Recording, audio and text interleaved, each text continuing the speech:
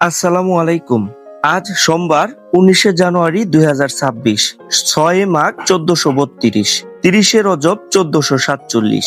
ইতিহাসের পাতায় আজকের দিনটি বাংলাদেশ ও উপমহাদেশের রাজনীতির জন্য অত্যন্ত গুরুত্বপূর্ণ। চলুন জেনে নিই 19শে জানুয়ারি ঘটে যাওয়া কিছু উল্লেখযোগ্য ঘটনা। বাংলাদেশের ইতিহাসে অন্যতম প্রভাবশালী ব্যক্তিত্ব এবং সাবেক রাষ্ট্রপতি জিয়াউর রহমান 1936 সালের 19শে জানুয়ারি বগুড়ার বাগবাড়িতে জন্মগ্রহণ করেন। মহান মুক্তিযুদ্ধে সেক্টর কমান্ডার হিসাবে তার ভূমিকা এবং আধুনিক বাংলাদেশ গঠনে তার অবদান ইতিহাসের এক অবিচ্ছেদ্য অংশ।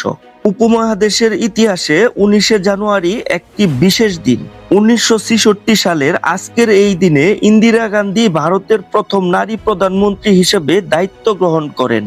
বাংলাদেশের মহান মুক্তিযুদ্ধের তার নেতৃত্বাধীন ভারত সরকারের সমর্থন ও সহায়তা আমাদের স্বাধীনতার পথকে ত্বরান্বিত করেছিল। 1969 সালের এই দিনটিতে পুরো পূর্ব পাকিস্তান, বর্তমান বাংলাদেশ, বিক্ষোভে উত্তাল ছিল। 18 জানুয়ারি 10 দফা ঘোষণার পর 19শে জানুয়ারি ছাত্র জনতা রাজপথে নেমে আসে। এই আন্দোলনের ধারাবাহিকতায় পরদিন 20শে জানুয়ারি শহীদ আসাদ প্রাণ বিসর্জন দেন, যা ইতিহাসে এক নতুন মোড় ঘুরিয়ে দিয়েছিল। ভিডিওটি ভালো লাগলে চ্যানেলটি সাবস্ক্রাইব করে আমাদের সাথেই থাকুন। দেখা হবে পরবর্তী ভিডিওতে নতুন কোনো ইতিহাসের গল্প নিয়ে। সবাই ভালো থাকবেন। আল্লাহ হাফেজ।